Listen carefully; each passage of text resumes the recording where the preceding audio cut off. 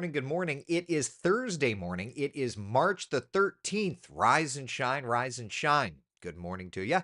This is Coffee Talk. We get together 7 days a week, chat about what's going on in the world of weather. And while our weather here in Central Florida is beautiful, we're watching the next severe storm system that's going to gear up and move through the plains. For today, low end threat for isolated strong to severe storms across mainly Alabama here, right? But look at tomorrow across St. Louis and much of the Mississippi River Basin getting into a level 4 risk for widespread strong to severe storms. And then on Saturday, that threat starts to shift to the south, Louisiana, Mississippi, Alabama, under a level 4 risk for widespread strong to severe storms with that orange or numerous threat continuing all the way through the Florida panhandle. And guess what? That threat eventually shifts closer and closer to us. So that's why for now we're identifying late Sunday into Monday morning as impact weather timeline, because at the very least, we're looking at the threat for showers and thunder showers. And at the moment, that threat is starting to key in a little closer to us for the threat of severe weather. Now we're far enough out. This is where the Storm Prediction Center is highlighting as having a decent threat for strong to severe storms, essentially through Monday morning at 8 a.m. If you recall, the last couple of days, we've discussed this, and we have basically said that we're watching this storm system. We're watching that storm system moving into our area, and as it does, we'll have to keep an eye on the severe weather threat. I think we're starting little bit by little bit by little bit to get into that, and I want to share with you the SIPS guidance, okay? This is the current look at the SIPS guidance for that time frame, and you can clearly see that it's identifying what would essentially be a level 2 threat into our northern areas and then a level 1 threat right through the metro. That's the current run of it. If we look at the previous edition of it, if you will, right, you can kind of see there it was further north. If we close out of that, if we go to the version before, it was further north. So the trend is starting to be little bit by little bit more in our area. Now that's just SIPs, but it's at least a model guidance based product that we can use to kind of get an idea of what may be to come. So again, this is not any kind of hype, right? But it's just letting you know that at the very least, Sunday late into Monday could get into some strong storms. Now, one of the reasons why is the fact that it's going to be hot on Sunday. We're expecting a forecast of 88 degrees on Sunday. Bruce is asking about no comments. I see your comment, Bruce. So I don't know why you're not seeing them, but here we are. Maybe there's a Facebook issue or something. I don't know. But at any rate, it's going to be hot on Sunday. As a matter of fact, we look at the forecast temperatures across, and I mean it's hot area wide, right? On the left column here, these are our temperatures forecast. In the right column, these are the records. So you can see where we're going to be in the ballpark, we'll say, of records. Now, Orlando's record, 94. Let me double check that. Climo. 13, 13, 14, 15. So that's the 16th. Almanac data for a day. 16th. Yeah, 94 and 1921. Okay. So, yeah, record high is 94 in Orlando. Not expecting that, but we'll be in the ballpark.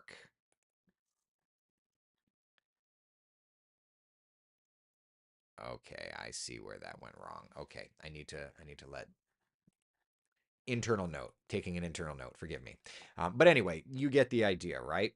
Why is it breaking weather records is never as fun as it sounds? I know, because it's hot, right? So Leesburg may get into a weather record setting territory. Sanford, it's possible, but ahead of this storm system, it's going to be blazing hot. So we've got a lot to talk about, and we're going to get into the specificity of all that stuff coming up on Coffee Talk. But first, let's just take a beautiful look outside, see where we're at. I mean, look at Ocala. It's chilly up that way, 48 degrees. Good morning to you, my friends. We're sitting at 51 in the tourist district. There's the Swan and the Dolphin, bottom left. Daytona Beach, the world's most famous beach. Fantastic, fantastic day. And then on the bottom right, still perched up on its stand, on Launch Complex 39A, Falcon 9, Crew 10 did not go up yesterday due to a strong back hydraulic issue. They are now targeting tomorrow for that launch. And speaking of it, if you want to see the launch, 7:03 is the instantaneous time frame right now. 95% chance of good weather for it. So I think we're going to be doing just fine there. Of course, the recovery weather is going to be that main concern. All right. So it's beautiful. Let's look outside on our first warning live Doppler radar. Scanning, not finding anything whatsoever. I will tell you, spent a good amount of time working on the radar yesterday. Going over, learning, broadening. I'm a radar nerd, admittedly, and having a better understanding. I spent like 4 hours on this thing yesterday, having a better understanding of operation can only help. So I'm excited, excited about that. Very excited about that. All right, temperatures across the area. Upper right, 80 in Orlando, 77 for us in Ocala, 75 in Palm Coast. Whatever your plans are today, I encourage you to go outside and play, please. It's going to be one of those days. It's going to be a beautiful day, right? Average high 79 will be right around there. Southeast breeze running 10, 15 miles an hour.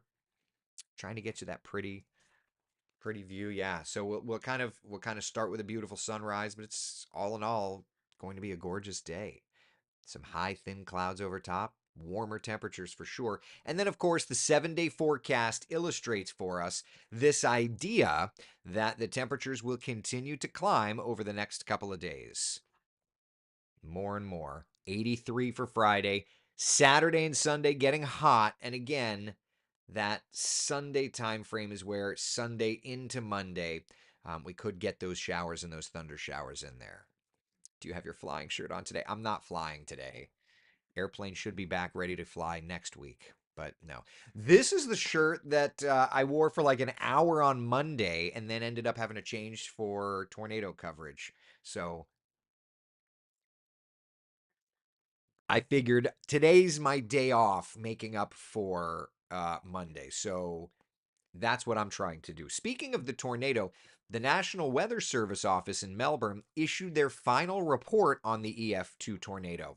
And one thing that's super interesting is when they issue these reports, they issue the exact damage paths. So let's just kind of zoom in here. So it started as an EF0 right around Fox Valley Drive, okay, and Hornbeam Drive. That blue dot means that's the first point where the tornado touched down, and it was an EF0, okay?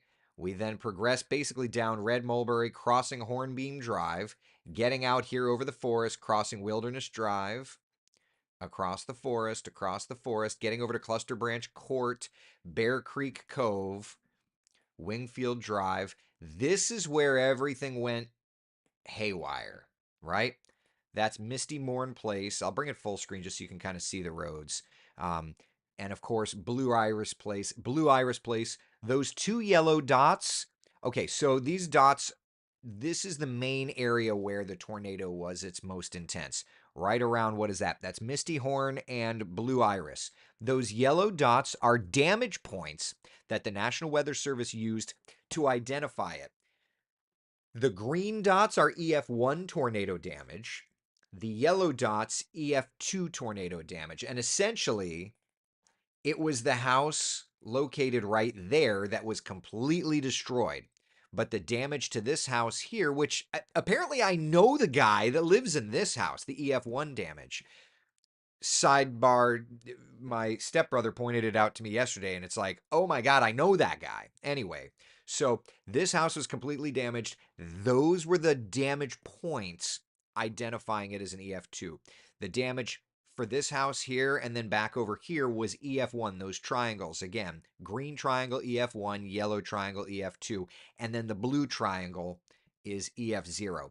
So it was in this spot right here where we had the confined damage of EF2 and EF1 intensity. The rest of its life, crossing Markham Woods, continuing over toward Markham Glen, there was a damage point there of an EF0, crossing Spanish Oak, crossing Crowley Circle, getting across I-4, and then getting over. There's an office park that it went over. Of course, many of you have seen the video of the television station off Skyline Drive. They were on the north side of it, the actual tornado path. There was a damage point off Skyline Drive on that industrial park there with EF0 damage, EF0 damage, and then it kind of lifted just as it was reaching, what is this road here?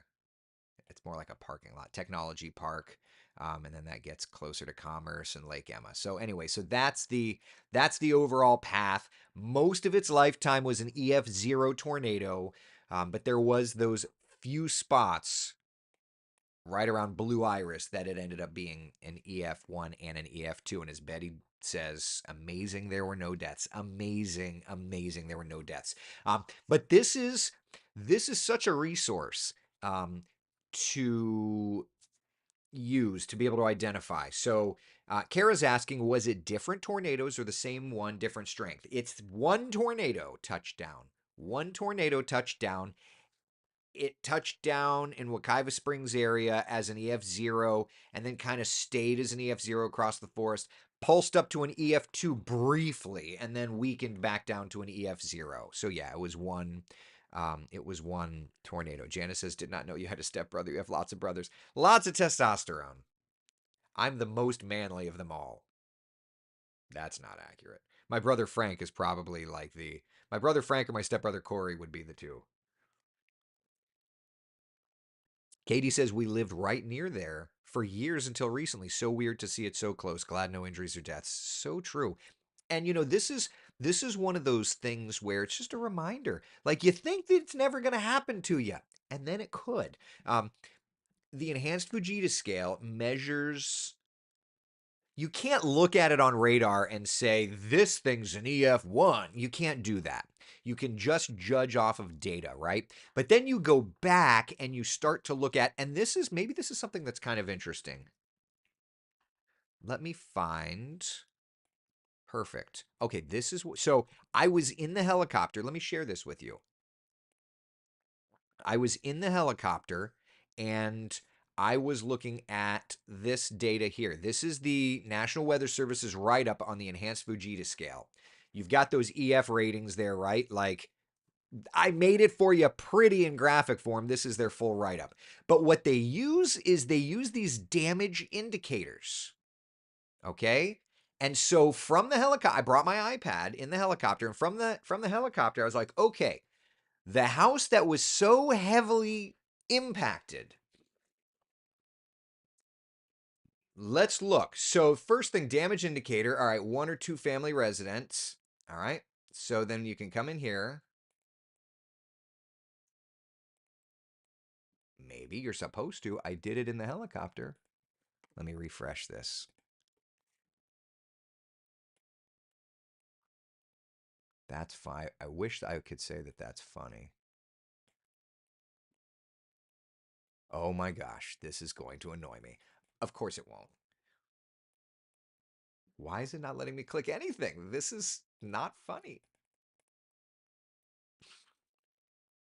Okay, well, I guess I'm not going to do it. But I clicked that. Hold on, I can do this from here. Stand by. Sorry. There it is. All right.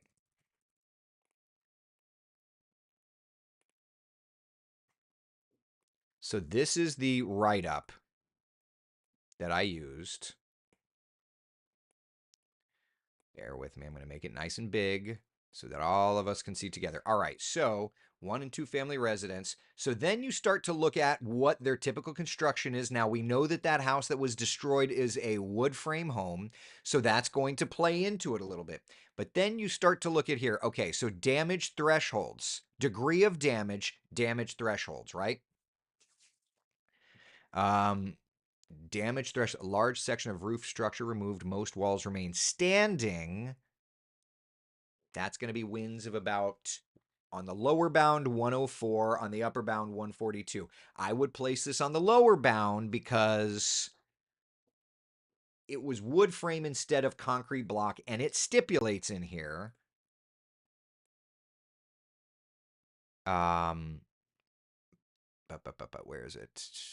Where is it here? Wood or metal stud walls, concrete blocks or insulating concrete panels, right? So they're talking about it being a concrete block home. So that gets into it. So what I did from the helicopters, I'm like, okay, number 8, most walls collapsed except small interior rooms.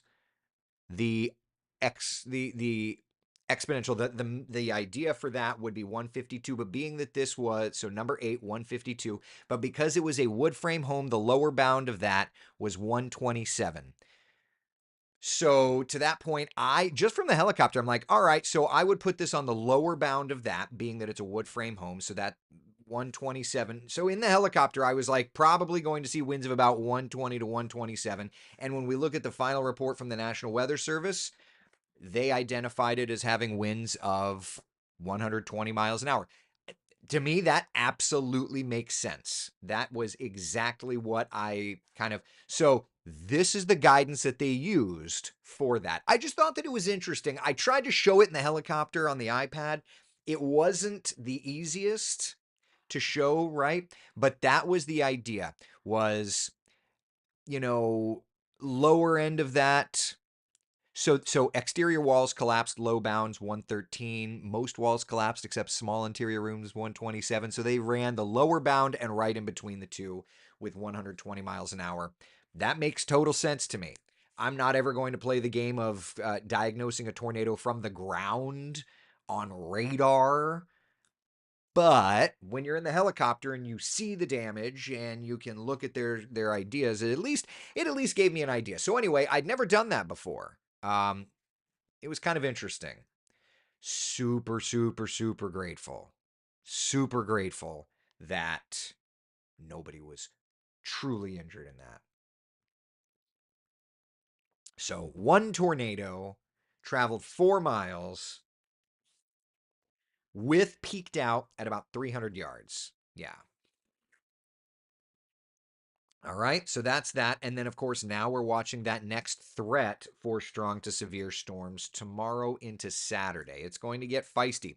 So then, of course, the question comes, what about our threat for severe weather, right? That should be the natural idea, the natural progression. Debbie says, so scary for those in that area. It's so true. All right, so let's do this. Let's start to look at some of the parameters that we use for severe weather guidance, right? Let's start with vorticity. Vorticity equals spin. All right. And again, these are products you really have to read. You have to understand how to read. So the GFS throws a little bit of vorticity at us Sunday afternoon, not much.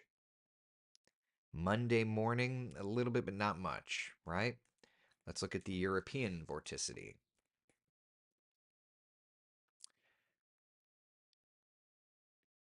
You see, the European is in a very different camp. The European is definitely going a little more bullish, we'll say, a little bullish on this, right? So, yeah. Let's look at the different model guidance and let's just look at some raw data here. We'll come back to the severe weather parameters. Yeah, so there's the storm system there. That's 8 p.m. So 2 p.m. Sunday, 8 p.m. So it's definitely speeding up a little bit. That's the GFS, keeping most of the energy north. European is definitely, that's 8 a.m. Sunday. That's 2 p.m. Sunday. 5 p.m. Sunday. Yeah, those are pressures. Of course, we could get into some more severe weather type parameters here.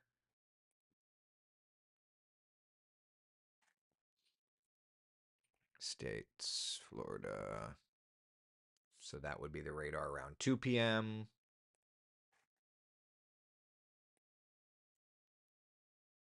6 p.m. If we could do like 3 hours. So that's 2 p.m.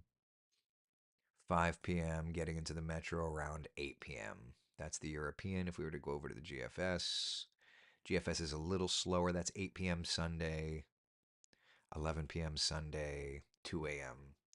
Monday. So at the moment, it's looking like it's going to be, a late Sunday into early Monday time frame. In terms of severe weather, is your K index. GFS, definitely. Let's look at some Cape. Cape's not crazy on the GFS. Let's switch over to the European. See, the European K index looks to be a bit feistier. Cape, not wild, not wild. But like vorticity, that's where we start to get into. There's the vorticity. I mean, there's some spin in the atmosphere for sure. It's a little early to start going into pivotal. Like we can go into pivotal. Let's do that. Let's go GFS. Give me a second. I'll dial into the pivotal weather machine here. Pivotal, of course, if you're new to Coffee Talk, this is one of the websites that we use. It's free of charge. I mean, I'm sure there's probably a pay version. I don't pay for it. All right, so let's do that. We'll click you. We'll do KMCO. All right, so what it's pulling up here is essentially a computer model generated SKU-T log P, or a sounding. All right, and we're going to use this and just kind of look around and see what it has. So let's go to forecast hour. What is this? This is 42. We can go a little further. What is it? 60? That is Saturday at 18Z. Keep going, Burris. 78. All right, 12Z Sunday morning. So now this is Sunday morning. And forgive me if I'm just kind of in storm analysis mode here, so forgive me. Sunday morning, Sunday midday. Getting into Sunday. This is GFS, which is slower. Okay, so that's 18Z Sunday, so that's Sunday afternoon. Sunday evening, 21Z. Now we're getting a little more severe here. This is going to be Sunday night. We're getting into Monday morning. Yeah, now we're starting to see some of the shear kicking in. 75 temperature, dew point of 67. Saturated. All right, so for now, we're looking at some turning with height. Not a ridiculous jet streak overhead, which is very, very good news. Let's switch over from the GFS. Does this have the euro? It does not. All right. Yeah, the GDPS doesn't matter. Yeah, it doesn't matter. Okay. All right. So anyway, that's where we're at. The most concerning sounding off of the GFS is right here. You've got the turn. The hodograph is kind of showing a little bit, but it's low end. It's low end. Yeah, there's not a huge jet streak above us. You're not looking at like that loaded gun scenario. So I think that Kellyanne's doing a great job of just essentially, and I say Kellyanne, she's the meteorologist on duty right now, but I think she's doing a great job of essentially identifying this as something that could impact us. So we need to watch. Okay. All right. Robin, ZZ Top concert tomorrow in St. Augustine. Tomorrow night. Is the weather going to be good? First off, Robin, you don't have to yell. Second off, yeah, the weather tomorrow is looking great. 7-day forecast is looking fantastic until late Sunday into Monday. Right? Debbie says, I love storm analysis. Yeah, thank you. Thank you. I mean, I just feel bad because it's not like one of those situations where I do have to like focus on it. It's like when you go flying with me, I don't get to be like a ham because I'm in, business mode. I'm like the backward mullet. Mullet is party in the, no, business in the front, party in the back. So I have to go business everywhere. Does that make sense? Or did I? Anyway, you get the idea. So there's that. All right. But it's looking better and better for Monday. That's good. Gotta love that. Corey says, no yelling, just excited. That's okay. Okay. Yeah. Don't have to yell. All right. Questions, comments, concerns about this? Business everywhere. Gotcha. Yeah. Just when we're doing analysis mode. When we're not, when we're just talking, then we're fine. How are the winds in Orlando today? Landing at 3:30 MCI, 10:15 southeast. So it'll be a little bit of a crosswind, but you'll be fine. Tough break. Robin didn't mean to yell. No, you're good. You're good. You're good. I always joke about it because of caps. That's all. Tiffany says heading to Disney this morning, hoping nothing too bad while there. No, today's looking pretty great. Today's looking pretty great. Yeah. Looks like I better get my closet ready for a Sunday night camping. I would just have ways to be warned. That's all. You'll be good to go. Just have ways to be warned and you're fine. You know? Cape Canaveral, Caribbean cruise conditions Sunday into Monday. So Sunday into Monday. Now, this is the beach forecast, but let it be for what it is. Who wrote surf temp 69 to 71? Who wrote that? It's not 69 to 71. Hold on a second. Ignore that. I'm going to go double check, but it's not 69 to 71. I don't know who. I put the lower 60s. It's like 64 to 66.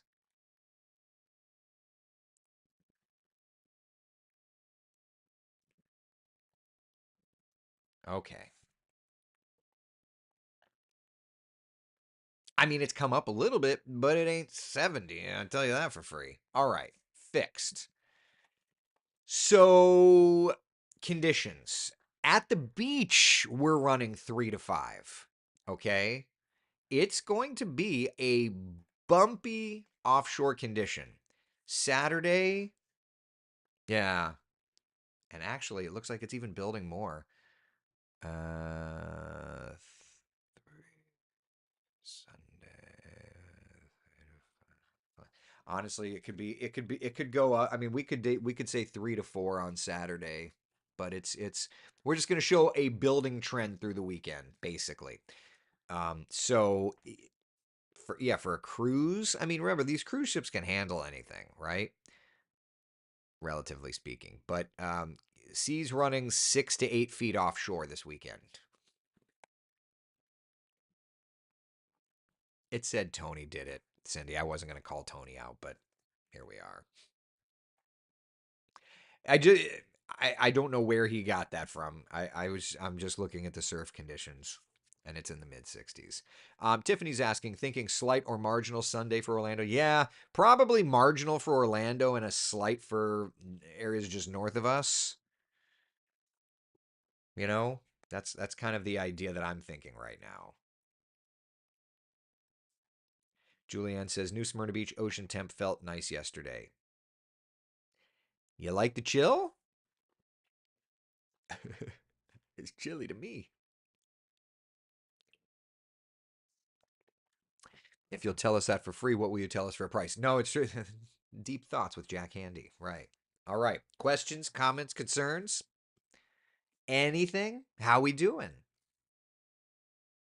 Anything at all? Not me. Anything at all? Anything at all? We good? How we doing? How we looking? Pollen count is high, and it's going to continue to be high, high, high, high. I mean, look at any of our cars, right? It's high. It's a high pollen count day. Yeah. Allison says sparkle and shine today, folks. It's gonna be a beautiful day. It's gonna be a beautiful day. Yeah. Karina's asking about a tornado on Sunday. Too early to tell. Severe weather is definitely an idea, right? It's definitely a possibility. Right now, the main focus is going to be just north of the Orlando metro, but that could shift. I did talk ad nauseum about it right at the beginning of Coffee Talk, kind of showing some of the modeling for it. Yeah. So, anyway, there's that. Chris says, driving back from Jacksonville Sunday to Polk County. Will I be driving into the storm? What time Sunday? Right? The problem is we can't really get into. I mean, I'll show you our broad future cast because what it's Thursday, Friday, Saturday. So it's our high resolution future cast doesn't go far enough out, right, Barb? You know. Yeah, so it only goes out to like Sunday morning, so that doesn't go out that far. So the best I've got is our like long range future cast, and it's not great, but at least it'll give us an idea. All right. So Sunday lunchtime, of course, this is when I'll be. This is when we'll be doing our son's birthday pool party. And you can see Futurecast is trying to say, into the evening, but you see how it's really collapsing in the moisture. So 4 p.m. storms, and then they kind of start to collapse. So the question is, where do they collapse, right? But that's kind of the idea is around sunset, dinner time sunset is when these storms are going to start to work in to our area. Debbie, will I be watching the eclipse? Can I get a heck no for free? Y'all know what time this thing's happening? Y'all know? Maximum eclipse 2:58. You think I'm waking up at 2:58 for anything but work? Jeez. I wake up that early far too often. I don't need to wake up that early for no reason. I don't need to do it. Oliver, yeah, I'm going to need you to reschedule any severe weather this weekend. Just doesn't fit into the fun schedule. Totally agree. Totally agree. Totally agree.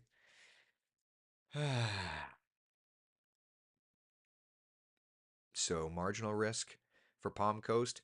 The ghosted woman on YouTube is asking, too early to tell. I would think probably watching a marginal risk with a slight north of us. Chris says, I work night shift today. I'll watch the eclipse. Totally good. If I was doing the morning show, I'd look at it and say, cool, check. You'd wake up early for a launch. 100% I would. But I'm not tonight or tomorrow, right? Right? Terry says, wow, the fog just rolled in here this morning. There's definitely a little bit of fog. Yeah, there's definitely a little bit of fog. We had a dense fog advisory earlier for Ocala, but it cleared out in most cases. Let's look at our tower cam network. I mean, Ocala's as clear can be. That said, though, standby, visibility numbers. Yeah, I mean, there's some fog around. It cleared out pretty nice. All right. All right. Anything else? We laughed, we cried, we made fun of each other, we made fun of ourselves. Is there anything we missed? Long range we'll do later. Had to focus on the severe threat. Had to focus on the severe threat. Matt says if it was Starship from the Cape, I'd wake up for it, not a slightly reddish moon. That. I mean, I don't know. I have found as I've gotten older, I am a super grump about one thing. I mean, a lot of things, but like the super grump, sleep. If I don't sleep, ooh, ooh, ooh, ooh. Anyway, questions, comments, concerns? The ghost woman. He's a dad. He's sleeping. Unless my little children wake me up. Dad, we heard a noise in Timbuktu. All right, guys, I'll take you back to bed 20 minutes later. Dad, the blanket fell off me. Okay, well, let's go back to bed 20 minutes later. Dad, I just want to sleep in the bed with you. Okay, buddy. Like, it's sweet. I get it. I'm grateful for all the sweetness.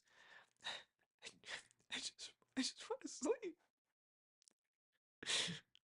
Mario, we 1984 babies need our sleep. Right? Will the visibility be good? Chris is asking for the. I I gotta be honest. Call me. I don't know. Call me what you want.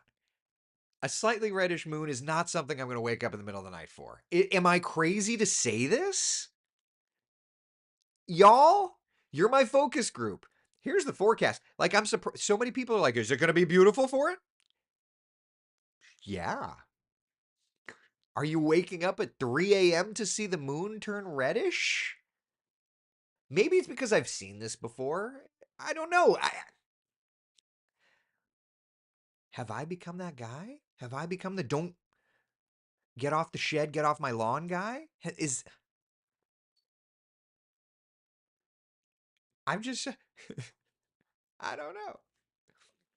Someone video capture the clip of I just want to sleep. Yeah, right, Cindy.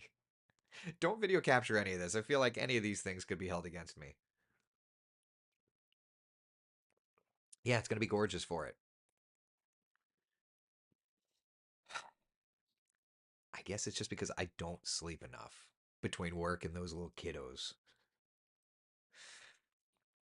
Ashley says, my 3-year-old is going through a sleep regression, is only sleeping 5 hours a night right now. So I'll be sure. Yeah. Well, if you're awake, then yeah. Terry says, I will see photos, I'm sure, of the super. Yeah, right, right. Eric is now that guy. Yeah. Frank is the moon guy. You're the sunshine guy. See, Betty, you've got it. Frank's the moon guy in more ways than one. Adolescence with that guy. Something else. I'm gonna get up. Got amazing pics of solar eclipse last year. Gonna try. Oh, there you go, Audra. Nothing wrong with that. Nothing wrong with that. Perfect coffee talk question. What brand of coffee sources American grown coffee beans? Kona is the only one I could think of. I have no idea. I drink Pilone. I mean, I think it's pretty good. Please go away. Let me sleep for the love of God. Yeah, exactly. Exactly. All right, people. It's my day off. It's not that I don't love you. I do. But I also love doing laundry. I don't love laundry, but I love the product of doing laundry, which is not having to look at hamper stuff. So I'm going to go do my laundry. I'm that guy, aren't I? Get off my lawn. Let me sleep doing laundry. God, I am that guy. We are that guy. Tiffany says 8 months pregnant, not sleeping, and won't for many years. Yeah. The thing that I always remind myself is that the nights are long, but the seasons are short. And that's true. Like, we are having for Eric this weekend, we are celebrating his 7th birthday.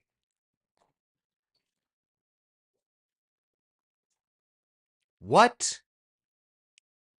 7? I'm that guy. We're all that guy. 7th birthday. Okay. Okay. Okay. All right. Be the sunshine in someone else's day. I've got the pool heater on. I need to clean the pool area so that we can do the things this weekend, the pool party before those storms roll in on Sunday. For those of you that are wanting like the storms don't fit into my Sunday time frame, totally get it. Like Sunday is when we're celebrating Eric's birthday in the pool. So I definitely don't want those storms either. So yeah. Yep. It's more fun sleeping lawn with nice mowing. Yeah. Don't blink. My baby turns 25 soon, Diane says. Yeah. Mine just got her permit. It goes by. Yeah. The older they get, the faster time goes. Well, what do they call that? Time dilation, right? Like when you're young, 1 year is a very big part of your consciousness. Whereas, like, when you're in your 30s and 40s, that starts to get smaller part of your consciousness. So a year goes quicker. And then I would suspect folks in here that have the experience and wisdom share with me. When you're in your 60s and 70s, that time dilation, time goes very quick. Correct me. Help me understand. Because if that's the case, I'm scared of how fast time will go. That's where I'm at. So folks in your, in your 60s and your 70s and your 80s, tell me, I mean, does time continue to speed up with that mentality of time dilation? Is that a thing? Because if it is, slow down. Lisa says, yes, it does. Kim says, you are correct. What do we do? Because like I love my little babies. I tease that if you're new to coffee, like if you're new to hanging out, my love language is teasing. And I tease, like I don't, I wake up in the middle of the night 4 times constantly, and it's, go to bed, kiss you goodnight, we're good. In the morning, love you, like I know that it won't be long until they're like, Dad, we hate you. And I will crave the midnight, my leg was out of the blanket. Like I get that. Time dilation scares me. Kelly Jo Hull says yes. Yeah, absolutely. Amy says time is flying by. I can't believe I turned 60 on April 1st. What? Well, first off, happy birthday. That's a wonderful, wonderful, um, you know, wonderful, wonderful thing to celebrate. But also, time flies. Yeah. Tina says yes, it does. Barb says planning a 30th birthday for my son who was born yesterday. Yeah. I miss being woken up because they heard a noise. Patty, all right? Wait. Terry says wait till you get to your 80s. It passes in a flash. I feel like I'm at the age where I'm starting to look, I'm 40, I turned 41 in April. Um I feel like I'm at the age where I'm starting to recognize that, and it scares me. I've lost my mother, my father's getting older, my stepfather's getting older, my brother Frank is getting older. Heck, he's celebrating his what? 25th wedding anniversary. Like I'm recognizing this. Brian Tittle, who I adore and is a wise guy, more ways than one. You are 100% correct. When you realize you have more time behind you than ahead of you, you appreciate that time even more. And Brian, you know who taught me that lesson was my father. Catherine, I'm going to be 53 in May. My princess will be 20. Juan Carlos says, "Yep, time dilation. In this case, sucks." Yeah, I don't know that there's any other way to put it. The term youth is wasted on the young, right? It's like to recognize it's like you collect all this wisdom, and then that life becomes so much quicker and so much quicker, and it's I don't know. I'm definitely at the midlife crisis chapter of my life. Bought an airplane, like okay, like there you go. But also like yeah. Lisa says family losses trigger it. Losing my mother and turning 40 within a month of each other definitely, I think, threw that in. Yeah. Matt says time is a predator that stalks us all our life. You can finish the. Yeah. Time also stops for no one, right? So let's end with this chapter, okay? Let's end with the idea that we get one of these lives. We get one chapter. Well, we get one story with these different chapters. So whatever our phase of life is, whether we're 80, whether we're 20, right? Man, don't let if you're young, they say youth is wasted on the young. Don't let it go to waste. And if you're older, share that wisdom and live that life. And if you're like me and you're kind of in that midlife crisis mode, like just fight for yourself, fight to live that life and do the best you can, right? Patty says, and you never stop missing your parents. I still have my mom in my speed dial. I still have her in my texts. And there are days where I'm just like, I don't know why. I still feel like um I'm right there like I need to call mom. Can't. But I still feel that. And it's only, it's less than a year for me, but I'm sure 10 years from now it'll be no different. You never, I've always been told you're never complete when your parents pass. I feel that.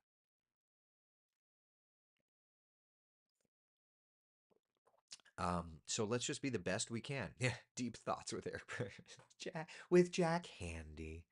Yeah. Jan says I've lost both parents and my sister. Hopefully, no more for a while. Let's live our lives because we don't know when our number's up. So let's be the best people we can be. Let's be kind. Let's love hard.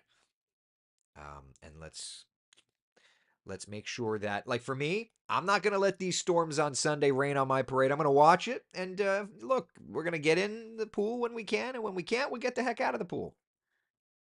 What are you gonna do? All right. I used to still call my brother knowing I'd get the disconnected alert until one day someone actually answered it. Yeah, I'm not gonna do that, but I still look at it. I still look at it on my phone. All right. Thank you all. Thank you for listening. Thank you for coming to my TED Talk. Great value TED Talk. I'll see y'all tomorrow morning, 8 o'clock on the dot for Coffee Talk. We'll be tracking these storms.